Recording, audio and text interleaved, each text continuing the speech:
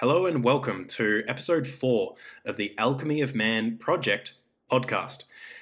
As always, I am your host, Nick, and today's episode, I am joined by Harry, one of the youngest men to have joined the Ballarat Squad at the young and wonderful age of 18.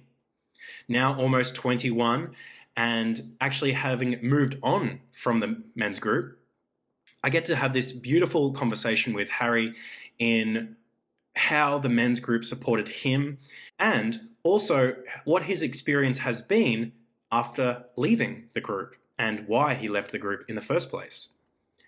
Without further ado, here's the episode and enjoy. Okay. Well, thank you for joining us, Harry. It's great to have you on board. To kick things off, I just want to invite you to share a little bit about yourself, sort of whereabouts you are in the world, how old you are, and just a bit of a background check.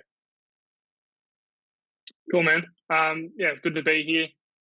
So, I'm Harry. I'm based down here in Ballarat. I was 18, not too far older than 18 when I first joined the men's group, I think. And you are now? Yeah, so I am now 21 in a month? So, I think I was in group for about a year, or I can't remember, maybe a little bit longer than that. But I joined basically from a trip we were down at the Murray River with Phil and Kale and with you and your partner at the time. And got talking to you guys around a campfire one night. I remember we were getting into some more deep conversation. I was getting a bit of a feel for what the group was all about. I didn't really have much of an idea before that. And got talking to you, man, and really sparked an interest in me. And then, that's how I kind of made the decision to jump in and, get involved with you guys. Yeah, well, it's great to have you on board or on this podcast, actually, Harry, because unlike the last two guys that I've had on, you aren't actually part of the men's group right now. So, as I said to you privately, like, I just think this is such an awesome opportunity, not only because of your age, which is, still just mind-blowing that you even participated in this work at your age, which I know we made a big deal of back when you did join, and I just acknowledge the quality of a man, despite your age that you are. But it's I think this is just a great opportunity to, I guess, talk about you joining, and we will get into that, how it was what your experience was like but it's been like 15 months, like a year and a half almost, that you've not been in group. So I think this is a great opportunity to discuss the entirety of your experience, and so I just thank you once again for being here and joining this conversation. But you didn't share a little bit about your work. So what do you do for work, just for the listeners? Yeah, cool. So I am a carpenter by trade. I've been in that industry now for 4 or 5 years. And I'm qualified now, been qualified for a bit over a year.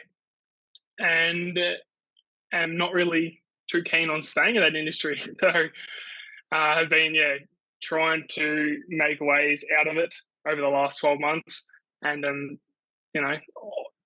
getting in that direction, it's starting to work out a little bit. So there's a few things on the cards at the moment in the works. So depending on how they play out, then I might have met that goal. Yeah, we'll see. Well, I mean, you're incredibly humble, Harry, because you're doing a hell of a lot more than trying. You have moved a heap of energy in this new direction, which from my memory was a solid push from when you were in group, and you've sort of just taken in your stride, and actually you have moved it. It's not that you are looking for things, you've found it, and you have taken substantial steps towards that. So let's not play it down. You are certainly moving some energy in terms of doing the course and the dog training and following your passion, which is just incredible.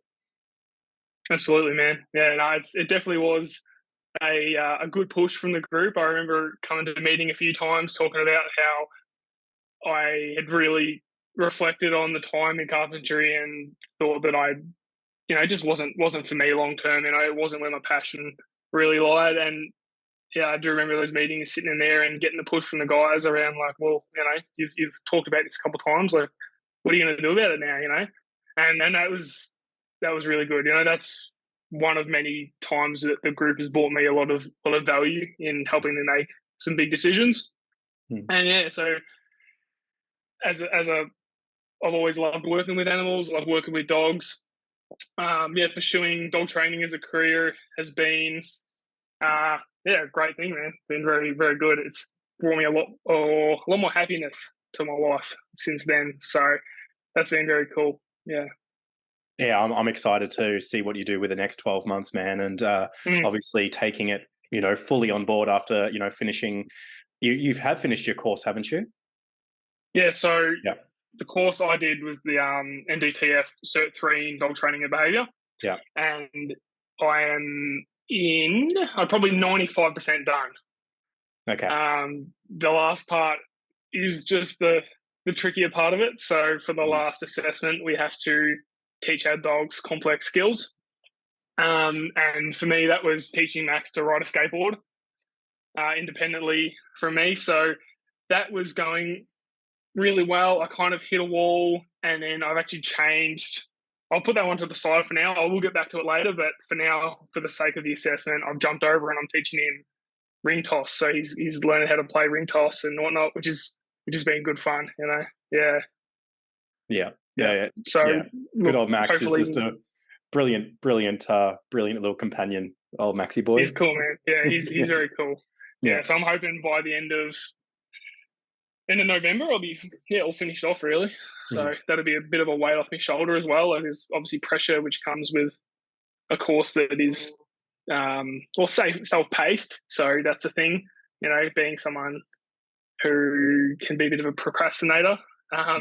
Self-paced learning is a tricky thing, but I've come a long way through it, and now we're getting towards the end of it. It'll be a relief to have that finished off. In a month's time. Yeah, and again, mate, once again, you've been working full time. You've been doing this course self-paced, procrastination and all, and you bought yourself a house. You and your partner bought yourself a house. So at all before 21. So yeah, man, it's been a big bloody year. Yeah. Again, let's just put some credit where credit is due here, my friend. Cheers, bro. No, I appreciate it, man. Yeah, I don't give myself enough credit, and that's one of my things. But you definitely have done a fair bit over the last 12 months. It's good to think about. Yeah. And and I'm committed to making sure that I remind you whenever we get a chance to connect. So that's my commitment to you. As uncomfortable as it might be for you. Absolutely, yeah. So you kind of touched on like segueing into sort of the questions that I sent you. You kind of touched on what drew you into the group and therefore men's work. I guess, if there was anything else that you would like to speak to in terms of what drew you to men's work or the group, that's fine. But I'm also curious to hear about your experience in if there was any initial judgments or skepticisms. Yeah, for sure. I think that my answers will get better as we get further into it and more comfortable, as the nerves settle down a bit, which would be good. So when I first joined, I suppose I'll touch a little bit more on why I joined, particularly around that trip. As we're sitting there late at night having these discussions, I suppose for me, with the lifestyle that I'd had growing up, it was so different. Those conversations you had that night were unlike anything that I'd really experienced before. And I felt like it just resonated with me so strongly. Like it was such a breath of fresh air to be sitting there with you and the others that were there and just the openness in the sharing. Like we're all kind of telling stories, and I remember you and Phil being very open about some stuff that you guys had struggled with, and it was a real like invitation for me and for others to kind of open up. And when you are someone who's kind of suppressed their emotions for their childhood, and then you get that invitation to open up, and you do, it's it's such like a reinforcing feeling.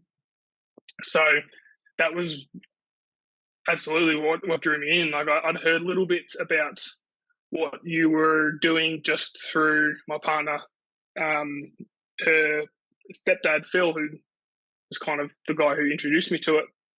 So I had a bit of a rough idea, but yeah, kind of experiencing a little bit of it on that trip really ticked me over. So then I think by the end of that trip, I'd already made up my mind that now I'm joining, like signing up.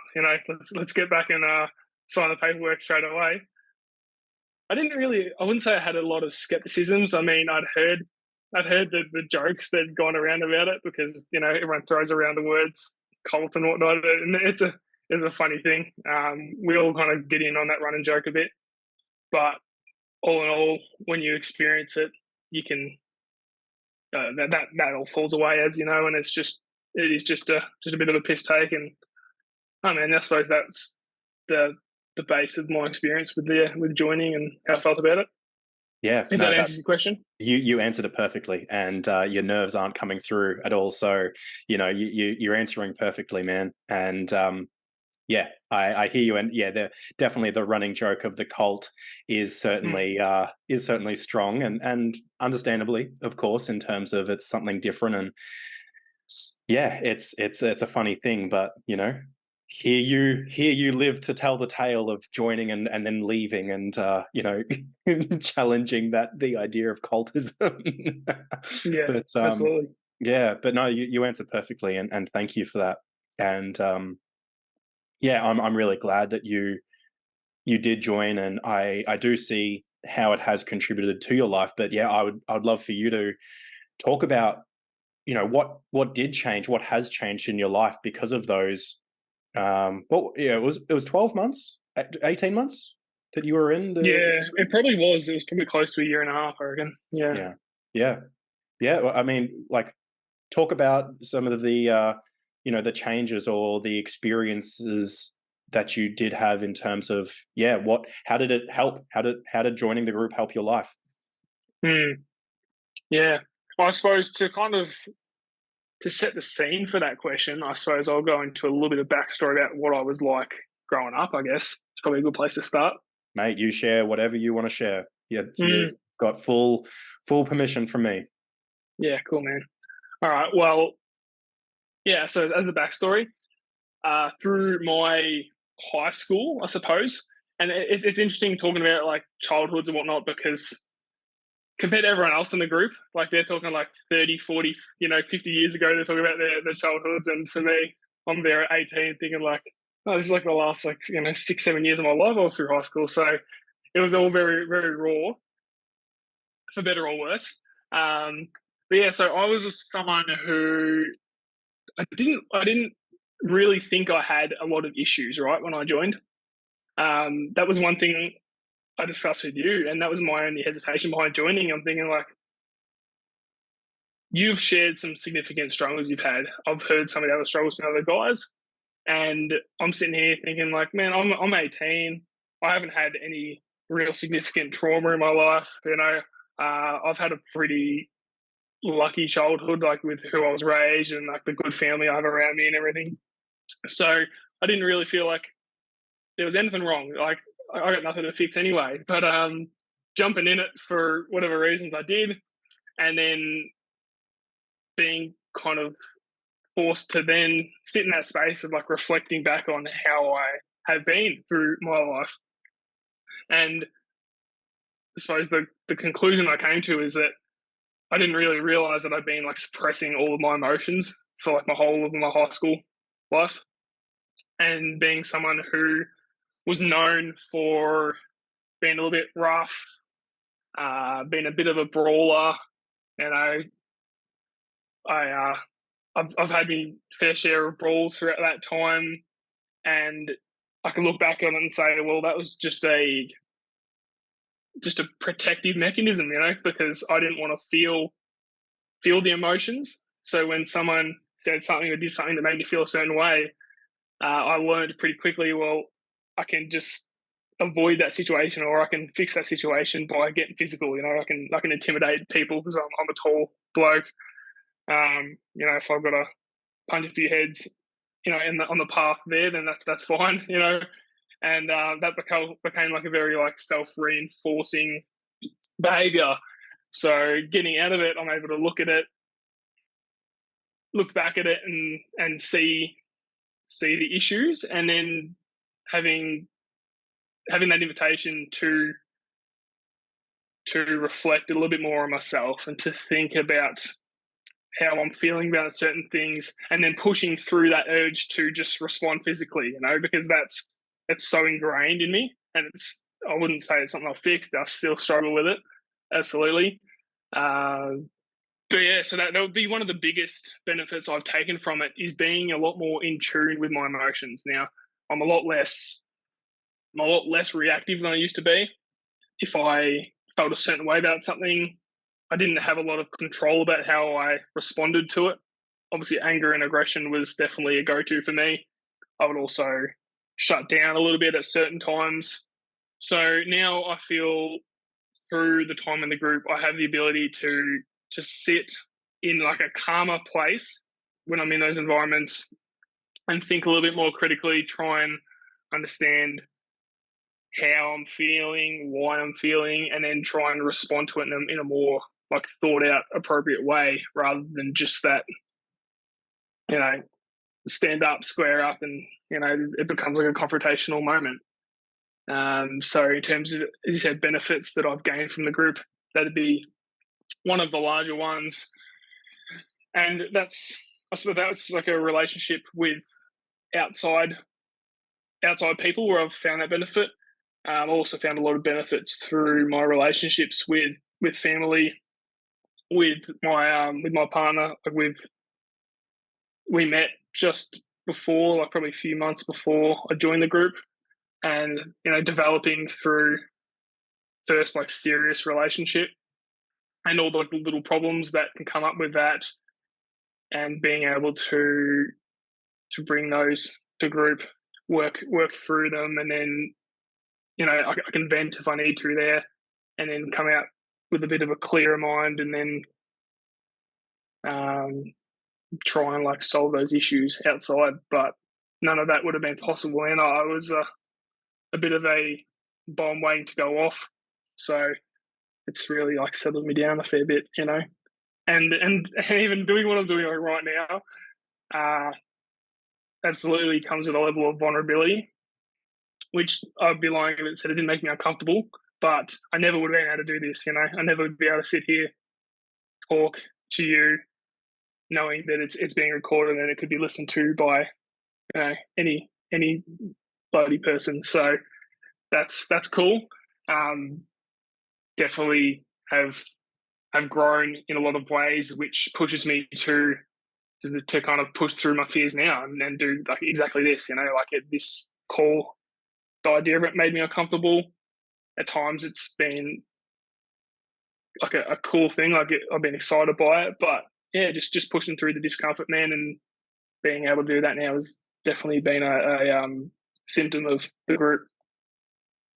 Yeah, beautiful, man. And no, that you answered that beautifully, and gave a lot of gold in that, and just in terms of talking about your experience and watching you become more open, be able to, speak, more about your experience, and the fact that you accepted this invitation, to jump on the call like this. I know how much of a growth edge this was for you, or is for you, and just mate, just acknowledging that, like, yeah, it's really cool to see you willing to put yourself in front of the camera, and step forward into that space, because yeah, and I think you nailed it in terms of certainly what I witnessed in you in terms of the growth edges and the how, being part of the group has, supported your life and allowed you to, yeah, benefit.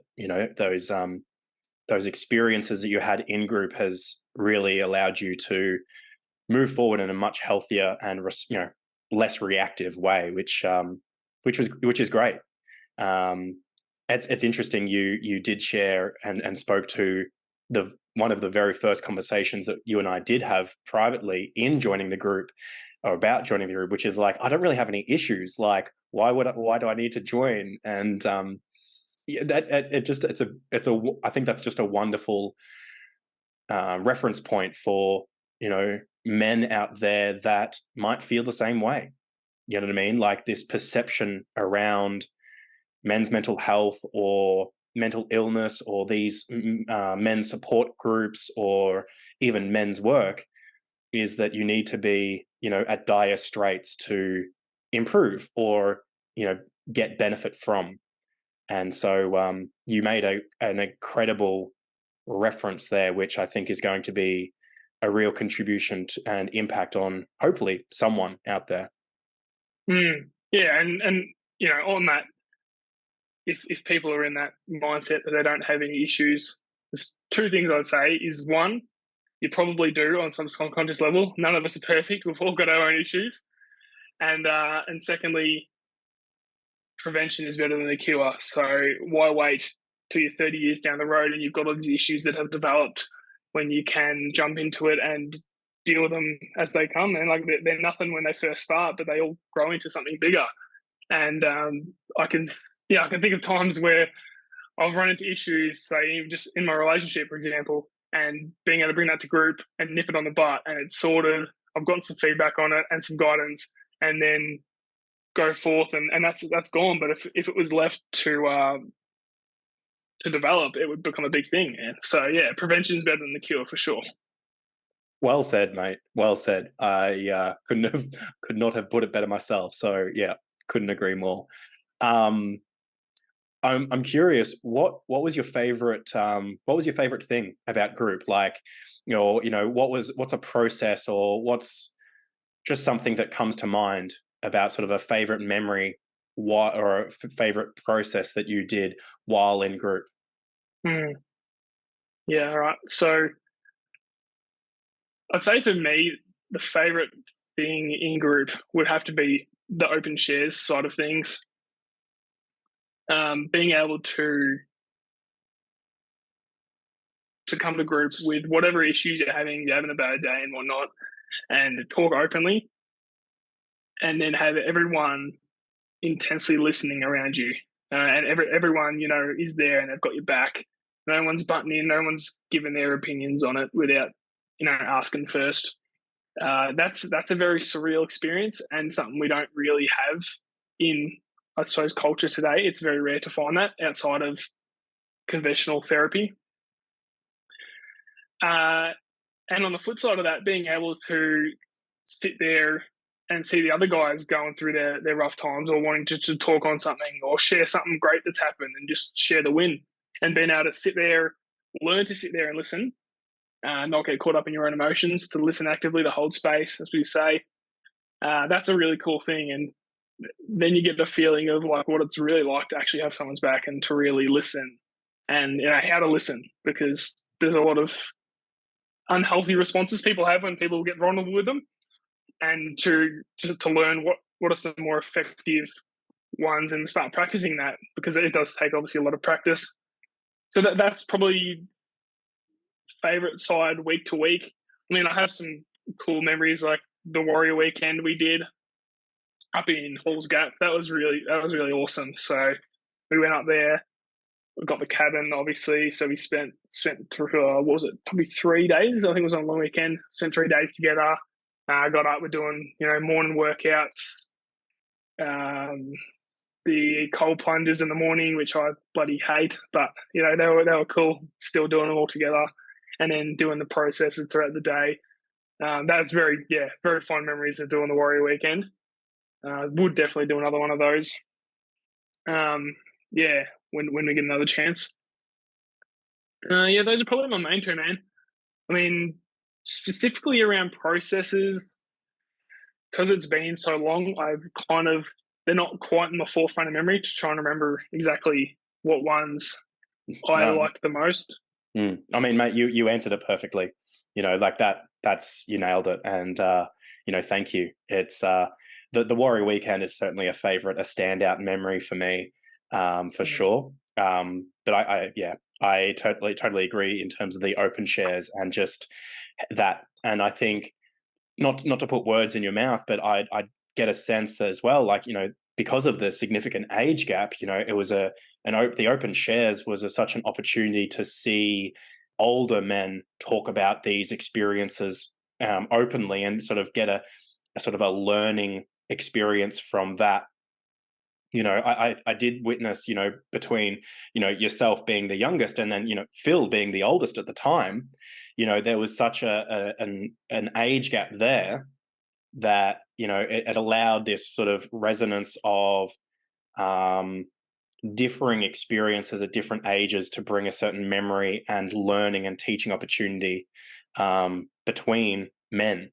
You know what I mean? Like, it doesn't matter what age you're at, these problems within relationship, within work, within, your internal self. Um, yeah, there's just such an opportunity in the active listening, as you said. Mm, absolutely, man. Like yeah, you learn a lot of lessons just from listening to the issues other people are having and working through them, and then you can prevent those happening yourself. Um, I just had one kind of come to memory. I had like it wasn't a formal process we did one night, but I remember we had a night where we had a big group discussion on kind of what was it? It was like, I suppose, like erectile dysfunction, and just the experiences that it started with one share, and then that kind of invited everyone else to, like, oh well, I've had this experience and this, and like I kind of was nervous that I had it at this point, and everyone opened up, and this went from like a small share to like an hour long conversation, and there wasn't a single person in group who hadn't had some degree of uh, relation to that subject, and it's something that is not talked about, and no one feels comfortable talking about it. And I left that meeting that night thinking, fuck, that was awesome. Like, to be able to just talk openly with the guys about that, like, that you just don't get that anywhere else. And no ego either, like no one trying to, strong arm or, put down anyone else or, um, you know, measure issues or, Mm, it was just like, yeah, I've had this experience. Yeah, I've had kind of like that experience, but mine was different in this case. This is how it showed up for me. And just the resonance in the room. I remember that meeting as well. And yeah, that was a really cool open discussion. And there's been plenty of those.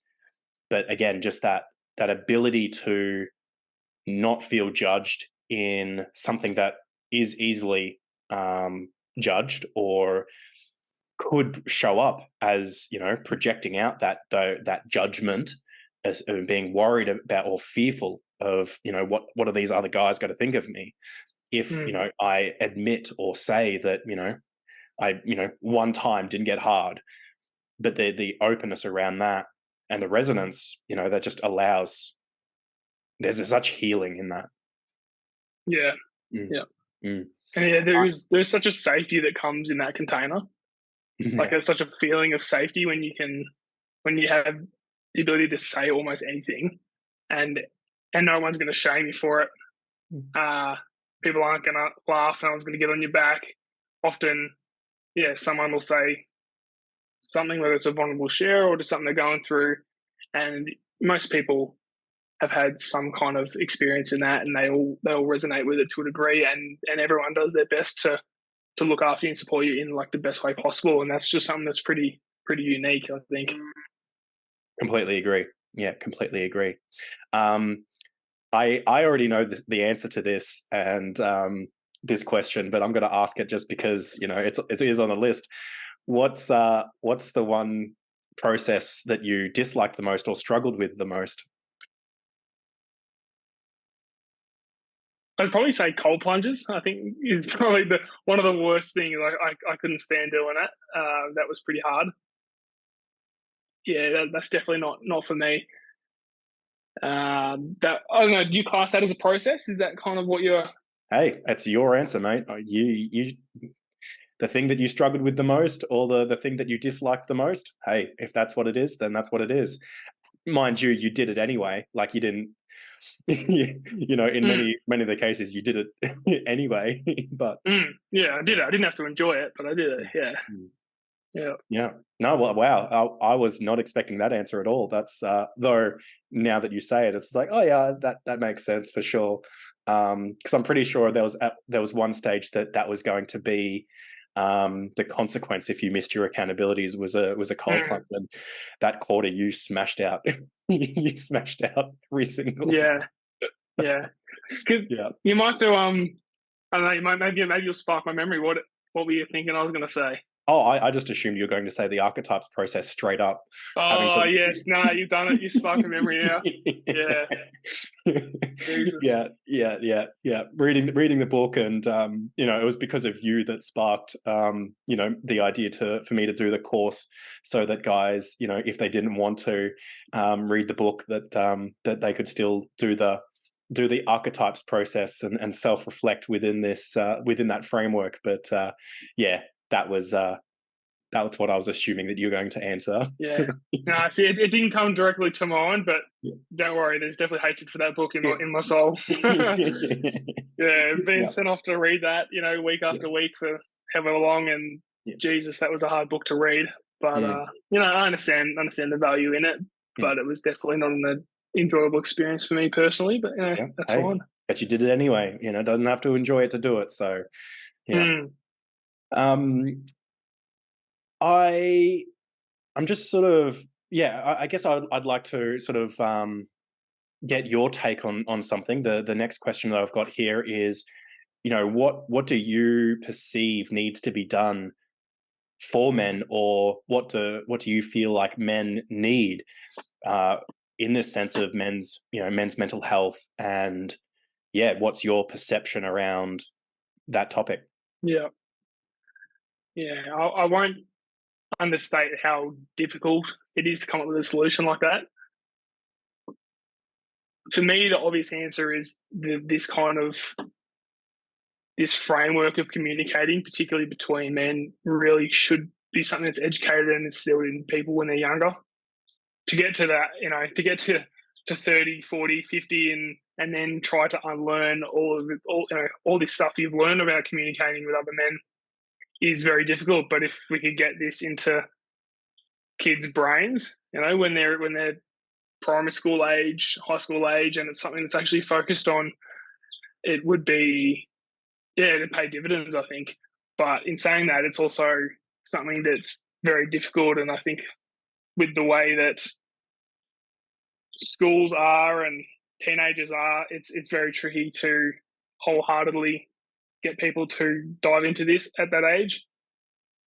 As I said, as someone who struggled with vulnerability through high school, if you'd come to me with this kind of idea back then, I wouldn't wouldn't have been interested, not in the slightest. So it's a really hard thing to ask, and it's a really tricky one, and I think that's obviously why you're doing what you're doing.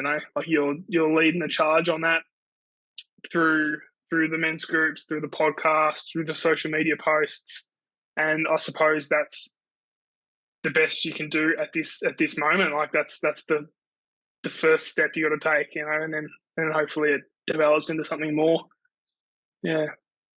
Well, that certainly is the hope. Yes, absolutely. And what I'm really hearing from you is this sense of the chicken or the egg. Which one do we tackle first? Do we try to tackle the men in and the fathers that are around, the 40s and 50-year-olds that, they've got a lot of unlearning to do to be able to step into this work? Or do we try to tap into the youth, the teenagers, and sort of allow them, but then they've got the youthful naivety, or the just different priorities, different perspectives, and equally, the youth have the experience of older men that have not done this work either. So there's Mm, going to be a significant mistrust for the youth to believe that there are going to be men that are going to be stable and regulated enough, that care enough to sort of hold space or to lean into this work with them. mm.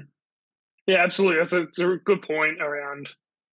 They've got these role models they're looking towards, and they're really not the ideal role model for this kind of framework of what we're trying to learn and educate other people on. I heard a really good saying the other day. It was talking about a boy's relationship with their father, and it says that you go through three stages of relationship with your father. The first one being you idolize them, the second one being you demonize, and the third one being that you humanize. Hmm. And tying into what you just said, at that age where you want to kind of get this stuff into their heads is that age where they're demonizing the fathers, when they're rebelling through that high school age. So it's kind of fighting against what they're naturally trying to do, which is an interesting point there as well. Yeah, well said. And then you've potentially got the older men that never really stepped out of the demonization, and so it is this something that I see quite prevalent, especially in teenage years. The teenagers and the older men is just a butting of heads, because it's it's this silent expectations and just a misunderstanding, a clashing of the demonization.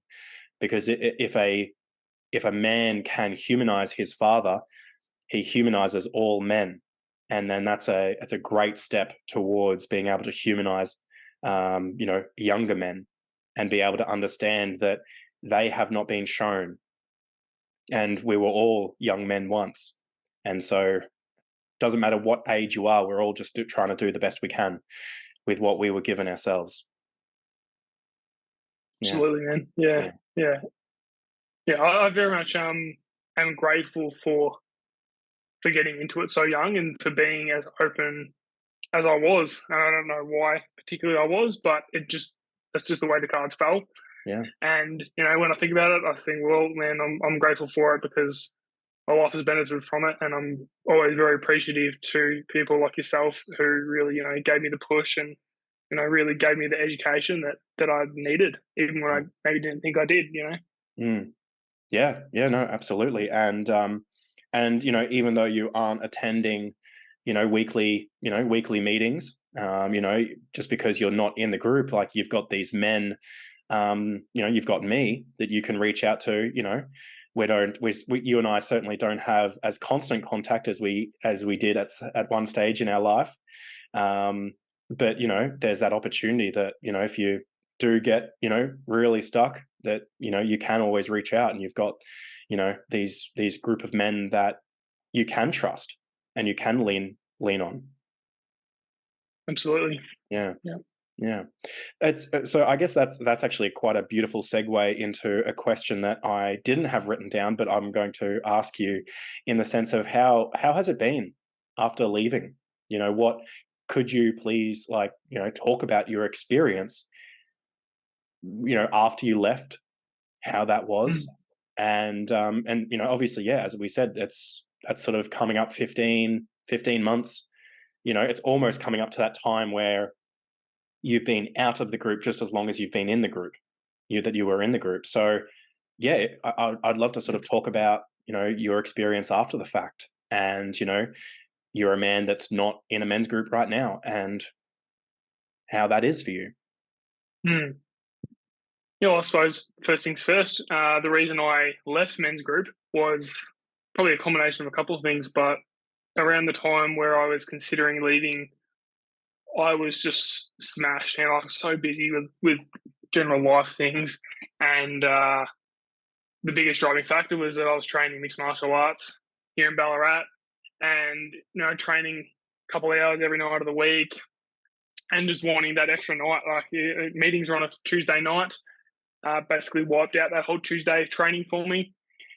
So I just had to really toss up, like, well, what am I going to prioritize here? And the other big deciding factor with that was that I felt like I'd gained so much from it, and I was at the point where, like, I didn't need it as much as I did. So I feel like I gained what I needed, and then I moved on, and I made the move into committing to training more, and that was good, and I was happy with that. Leaving was difficult. The structure of meeting with the guys every week was something that I did enjoy, and that constant connection. So leaving, definitely, there was probably a couple weeks there where I was feeling it a bit, or like, damn, I do kind of miss the guys, and then still do to a degree. But yeah, I just had to move on, man. So I feel like I took what I needed from group, grew, and then moved on to things I was currently doing in my life at the time. And I think that the timing for me was pretty appropriate, pretty accurate for when it needed to happen. Since I left, my life has gotten like 10 times busier. It feels like. I think it was October last year, where I started looking into buying my house, me and my partner. And from the moment that looking process started, um, the last 12 months just been fucked. Oh, dude, so much on, man, so much on. Very overwhelming. Um, but yeah, so all in all, my experience after group first was a bit of like really missing it, and occasionally I will be in a situation where I think it would be really good to have the group to go to now, like to take this to a Tuesday meeting, or I might be handling a situation, holding space for someone, or trying to diffuse a situation, and think I'm probably a little bit not as sharp as I was when I was in the thick of it, but that's still there. Like, the education is still there, even though it maybe isn't as sharp as it was. It's definitely still benefiting me. Yeah, so that's probably what's kind of come to mind for now, I think. Yeah. Yeah, no, Yeah. great answer. Thank you. It's yeah, I mean, you have had a huge, 18 months, and you doubled down into your MMA, and you reaped the rewards. You really took yourself to a whole nother level with that extra night of your training. And then obviously you stepped away when you obviously doubled down into your house and the dog training and all that sort of stuff. So Mm-hmm. but yeah, you absolutely you nailed it in the sense that you did step into group and got what you needed out of it. You know what I mean? And you've been able to move forward with everything. Yep, it might not be as forefront of the mind. Yep, it might not be sharp as those as you were when you were in weekly meetings, but it's all still there. You've had the experience and you've learned those things that you wouldn't have never have learned otherwise. Yeah. So Yeah, yeah, for sure. you reaped the rewards, and as we sort of said to you, the fact that you did leave, and this this is the argument of the cult joke, in the sense that yeah, you can leave whenever you need. Yes, we as men will ensure that you're not leaving with this sense of hiding. But at the end of the day, we're never going to force a man to be showing up every single week. And also, you're welcome back anytime. Now that you've done your 3 months of due diligence, which is so when a man does leave group, he has to give 2 weeks notice, go through the fire ceremony, which is basically where we just challenge him and see if any blind spots there of when he's leaving. Then the next week is a love bombing, where we just give him an opportunity just to be sent off with love and just admiration and witnessing. And you did that process, and in leaving, you weren't allowed to come back for 3 months, just in terms of making sure that guys are committed to their choice, and that was it. And if you go to a next phase of your life, or at a point where you do think it's going to be beneficial, or you need that extra support, or you do think that there's going to be some benefit to you, then you just show up like any other man, and you say, hey, I want this again in my life. So Absolutely, yeah. And because of the kind of person that I am, as you know, I'm very all or nothing kind of personality, bit ADHD in that way. never So noticed. yeah, no, exactly. Yeah. So when I was in the group, like I gave it my all, I think, and then when I wanted to really throw myself into the MMA, I gave that my all, and then bought a house and did renovations and gave that my all, and then it's just one thing to the next. For me, I just throw my whole body and soul into whatever I'm doing, and I think that's one of the reasons why I reaped the value so much while I was in there, and that's the same reason I probably don't go back to meeting, because unless I'm willing to fully commit again and go in hard, then I probably won't feel the need to. And that's currently kind of where I sit, like with everything still going on in my life, with the dog training course and trying to pursue that as a career. I still don't have the time to commit to it. But, yeah, you never know where you'll be in 12 months, and maybe as time goes forward, I will feel the draw back into group and head back in. I've got no issue going back. I had a great experience there. So, yeah, absolutely wouldn't be opposed to going back when the time felt right. Yeah, I mean, again, that's the opportunity that you have, right? It's open to you. If you need it, it's there, and if you don't, you know that we're all thinking of you and hoping the absolute best. Obviously, we're still connected, though not as connected, but as I'm sure we both would like. And I know that you are missed within group, especially your 920 questions. So for the listeners, the meeting always ended, or at least we tried to end at 9:30 p.m. And right as when we were winding things up, old Harry over here would just chime in with a very pertinent question that opened up at least a 30-minute discussion. So Mm, yeah. I know that was certainly missed for quite some time after you had left. Yeah. Yeah, I do love that I've left that reputation. It's funny to think back on. Like I'll credit myself. I actually was fairly good at, I think, at asking some pretty deep questions to the guys, when needed. So, and I'd always, some would always spring into my mind at 9:15. I'd wait to the end of the discussion and be like, "All right, mate, yeah, I'm going to throw this at you. Now we can sit here for another hour and a half and keep talking about it." And we've had some pretty late meetings because of that. But Yeah. all in all, it was pretty good. Yeah, no, absolutely. And you are an incredibly insightful man. So, your questions were always very pertinent, though ill-timed. So Yes, of course. yeah, yeah. Um so yeah, great.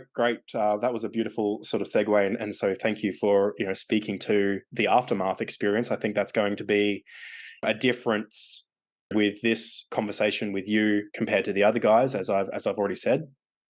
So I guess coming to sort of the end of this this conversation. Yeah, if there's any question that you'd like to sort of throw at me, yeah, it's just something that I'm giving all the other guys an opportunity or offering, and but I also am aware that it is your Sunday, so I'm aware of your time. No, that's all right, man. I've got nothing on for the Arvo, so that's all good. Let me have a think for a second, eh? I feel like I had one for you, but it's gone now, mentally blanked. And I've just talked myself up about being good with questions, so I kind of got to give you something, don't I? Stitch up. Yeah, I know, right? No, I mean, I probably don't have a whole lot, man. I mean, well, firstly, I haven't heard what your past interview Doug has asked. I hope I don't ask the same question as him, but you're obviously doing the podcast now. What is your outlook for the future of Alchemy project, man? Like, what are you working on? What's in the works for you at the moment? Yeah, great question. And I think The priority for me at this stage is just showing up. I think that I built a solid momentum in my ability to show up via social media, doing the daily post and all that sort of thing. And this is my next step in terms of just extending the ability, or extending the way in which I show up, and just outreach. I think you were great at giving feedback around the way that I was communicating this work, in the sense that I was communicating in a way that just didn't relate to the average guy. I was very stubborn. I was very reluctant to receiving that, feedback, which, in hindsight probably meant that it was correct. And in hindsight, it was. And it's just something that I needed to work through and process on my own accord. So realistically, it's finding the balance now where I can, have these sorts of conversations that do uphold the intentionality of this work that I am so passionate about, but allowing it to be relatable, allowing it to be easily digestible, but certainly, again, finding the balance where it's not so watered down that men are blindsided if they do step forward into a men's group. That is my fear, in that sense of watering down the content, watering down the my intentionality, and then having a guy join the group and then going, hang on a second, this is so not what's been presented. And so it's a very interesting balance act. So to answer your question, it's certainly, this podcast is a huge step in that piece. To get more groups going, the online groups, my reach is expanding, not just from Ballarat's sake, but across Australia, and, having an opportunity to get in front of, a lot of internationals as well via social media and this platform. So I think the biggest piece for me is to provide an online space to allow guys, just a taste of this work. I think, as you said, the open sharing has such potency that it can be done online. And, I started online, and it got me this far. And so doing this work online, getting guys involved in this work, regardless of their age, regardless of where they're at, and just to continue sharing this, what I think is, really transformational work. It's always a pleasure, mate, to see how you grow, and we're all cheering for you back down here in Ballarat, hoping you do well. Mm. No, and I certainly feel that. And Tyler and Doug are, doing an incredible job in, sort of maintaining Ballarat Squad, and I guess furthermore, with a few new guys involved in that squad, the energy is moving. And I just hope that this work expands, because I'm certainly in the I certainly have the belief that the more of these groups that are up and running, and the more men involved in this, everyone benefits, not just the guys that are in group. But I think it's just, there's such opportunity here. Yeah, man, it's such a weird one, and we've spoken about this before, but trying to get guys to actually to commit to doing this kind of work, I don't know, it's just hard one to crack the code on. Maybe one day you'll crack the code, and it's like, this is how we can get to more people. But even people that I talk to sometimes, and they can be asking about it and explaining it, and you go, oh, that's really good, that sounds great, but I still go away from it knowing, like, you're not gonna look at it though. Like, like, why? I don't understand why. It doesn't make sense to me. But yeah, man, it's so beneficial if people can get in and give it a go and just try to be vulnerable. Mm. And that's the great thing about the social media, is you can reach a lot more people without even knowing. I won't share who it was. Maybe I can talk to you after this.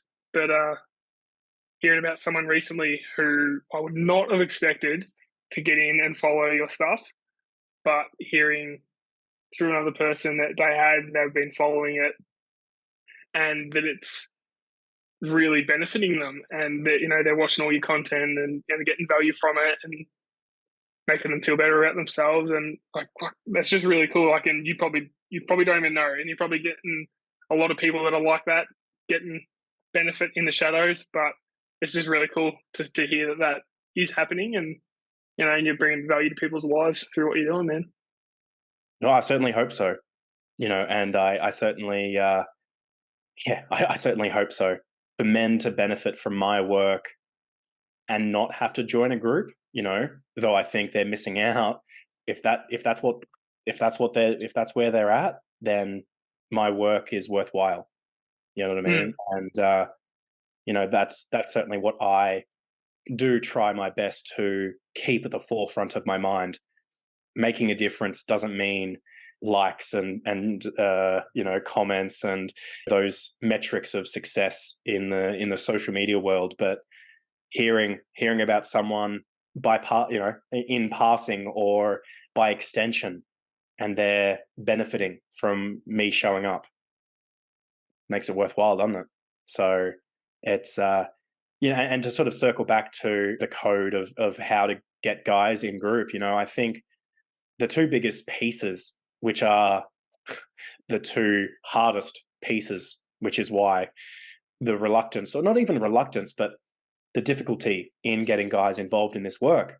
The two main things that a man needs to step into this work is time, to be able to prioritize a Tuesday night, or whatever night that they're going to commit themselves to a meeting. So it's a commitment thing. It's a prioritization of time. A lot of guys are busy, workaholics, and trying their best to just juggle family and work and social. And I mean, hell, like that's where you certainly found yourself, and that's where you're finding yourself right now, is you're too busy to commit yourself. And that biggest piece around commitment is that. And the second thing is willingness. And I think willingness is a big piece. And you are willing to give it a go. And we've got our 3-month minimum commitment. So realistically, a man needs to be able to prioritize and commit for 3 months minimum, and they need to be willing to try, and they'll be joining. That's it. And if they do the 3-month minimum and they can reap some reward, they can get a clarity or a sense of safety, or an unburdening to help them push forward for another 12 months, 2 years, for the rest of their life. It was 3 months well spent. So commitment, and prioritizing commitment or reprioritizing their commitments, and a sense of willingness, I think, is those two biggest pieces that is what's stopping men from joining. And what ties into willingness is obviously, being willing to push through the fear, because it is daunting, to put yourself in that position to go into that first meeting with all the guys in circle there, and you're just like, well, I don't know what to expect, But obviously, if you stick around and you put yourself through it, it'll benefit you. And those strangers that look all daunting when you walk in, they become your best mates. And like, we're able to discuss things at a vulnerable level. I can call up any of the guys from the group, even if there's some of them I haven't spoken to in months, and I still know that if I really need them, they'll fucking get in the car right now and drive over. And yeah, there's a real level of support and commitment which you gain from that, and so that's very good. And I guess the the sense of willingness, you can't have willingness if you don't know about it. So again, I think that's why this podcast and these conversations are going to be so valuable, in the ability to understand what it looks like or feels like. Witnessing this conversation between you and I, men that were in circle together, this is the conversations that we basically have in meeting. And this is how men can create an awareness around what it is that we do, and to sort of reduce some of those fears and anxieties or perceived judgments, so they don't think that they're going to walk in with a bunch of happy clappers or whatever. Because I think that's the biggest judgment, is stepping into a cult where there's a whole bunch of guys sitting around singing Kumbaya or expecting to cry at their first meeting, or it's just like, Sacrificing goats, yeah, sacrificing goats and wearing cloaks. I'm still looking for that T-shirt, that tagline. But it is that is the fear. That is the fear that, like, oh geez, my first meeting, are they going to, these 7, 8 other dudes just going to stare me down and make me strip down and and share my deepest, darkest fear. It's it is really interesting, the perceptions that people do have around this work, and hopefully these conversations start to myth bust a lot of those. Yeah, like nothing's forced in there. Like everything's at your own pace, eh? So there's no obligation when you come in there. As you said, you have to spill your deepest, darkest secrets. You start off with just the small stuff, and then as you get more comfortable, you work into the bigger stuff, and then sharing that bigger stuff just feels like everyday stuff, and you're desensitized to it, and that's the value that it brings. In doing it, and like especially doing it on such a regular basis, that's what you really get from that. Yeah, you nailed it, and that's why we do. That's why we do have the weekly meetings, because it does allow that. The regularity and consistency helps to build the rapport, build the sense of safety, build the practicing, the sharpening of the sword, and and even the sense of the deepest, darkest fears, or the deepest, darkest secrets, or the real ugly stuff within. Even that doesn't have to be shared about. How many guys have been in the work, like been in the group, and in the regularity of sharing, they open themselves up to going and seeing a psychologist so that they can deal with the real deeper, darker stuff that they just weren't going to share in group. And that was never shamed, that was never forced. That was the encouragement, because whatever helps a man unburden himself and helps him heal or move forward in life, well, that's the goal. That's ultimately why we show up each week, to create a container to do so. There was something I kind of forgot to mention before, man, but just kind of come to my mind in terms of benefits I've seen in myself since leaving. And I got a specific example for this, is just the way that I've learned to listen to other people when they're sharing vulnerable things. I had an experience recently where I had a buddy who I've been getting closer with, and a couple times over a few weeks, just opening up and sharing some really hard, vulnerable things, and I felt that I was able to sit there, listen in a really deep way, and then respond. Well, maybe not even respond, depending on the case. Just to listen, or give the appropriate responses, and learning to do that and not get caught up in your own emotions. Like you're not able to listen properly for someone if you're getting emotional responses triggered in yourself. So learning to be able to sit through your own emotions, manage those, and just be there for someone. And I've had that happen a couple times since leaving group, notably with this person, and then hearing things being said like, oh, I don't talk about that with anyone. I haven't spoken about that in like 5-10 years. My family don't talk about it, all this.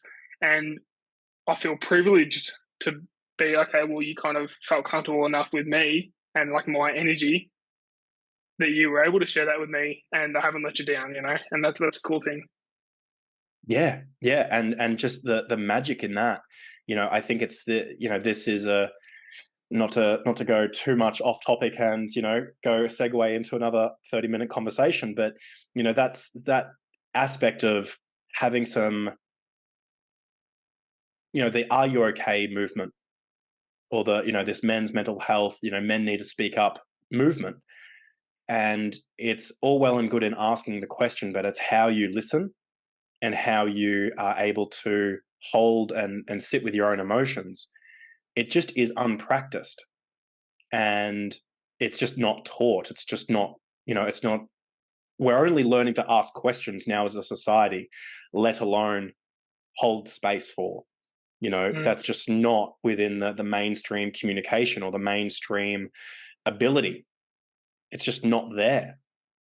And so these weekly meetings where we practice it, as you shared earlier, being able to actively listen and witness other people actively listen, and even in the initial, like, listen to how other people respond to heavy things, and being able to learn a different way to regulate emotions, a different way to feel into your own stuff, unburden, or learn how to unburden yourself so that you actually have capacity to listen to someone's tough or heavy share.